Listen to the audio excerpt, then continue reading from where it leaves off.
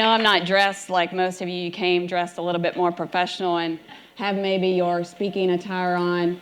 But I also feel that in life, to be successful, we don't dress stereotypically like the typical high school principal. I've had the privilege of being a local high school principal now for over 10 years, and our school has been very, very successful. But I truly believe that the key to success, whether you're the principal of a high school, a teacher in a classroom, a CEO of a business, a supervisor of people, or a change agent, you've got to quit looking at the data. I often tell students, grades really don't matter. When a student's sitting across my desk stressed out about Algebra 1, I will say, I'm not worried about your Algebra 1 grade. As a matter of fact, how many of you remember what you made in Algebra 1? How many times were you asked, what did you make in Algebra 1 before I hire you? Before we get that pay raise, what did you make in Algebra 1? It truly doesn't matter. And I know for you high maintenance parents and you helicopter moms, you're probably doubting what my message may be, but the reality is I tell students that will come. What matters to me is to light that fire in your soul and your heart. For as a principal, as a teacher, as a mother, a grandparent, a business leader, the people that work for us, if we ignite that fire, find that passion, that grade will come. Our job as people on earth, and I believe I have a purpose, is to change people's lives, to make the next one a better person, to take that young person who's stressed about math and let them know there's a greater purpose. There's a greater reason behind this. I share with my students often that there are several pillars that we must live upon and go after like we're being chased by a fire, and grades aren't it.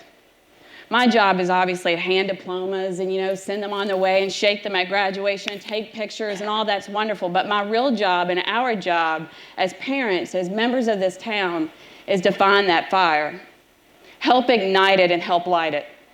I tell my student, I gotta look at my notes, by the way, and I tell students, use whatever. God gave us resources and hands for a reason, right? I tell my students, learn to play the game of life. Learn what it takes to get the grade that you need, and it might not be in a textbook or on that state standard. Shake the right hands and smile. I don't smile very often, but smile. I tell students a story long ago in my educational days. A young man was walking home, fumbled, drops his books, and I remember picking up a book and I just smiled at him. Have a great day, babe. Off he goes. Little did I know his intention and depression turned to self-harm, and he talked about that smile just made a difference. I tell my students, smile at your teacher. That grumpy old algebra teacher smile might make a difference. Learn to play the game of life. Another thing I tell my students is quit using excuses and labels. We all got them. It's not a crutch. It's a springboard. I'm a single mom. I've gone through a divorce that's been in the media.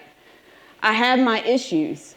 I've got my labels. I've got my crutches. Quit using them. Quit looking for a pill for a quick fix. Put your big girl panties on. Get running. It's life. It's a challenge. It's an opportunity. And the last thing I tell my students is that we've all got a purpose. We were put here for a reason.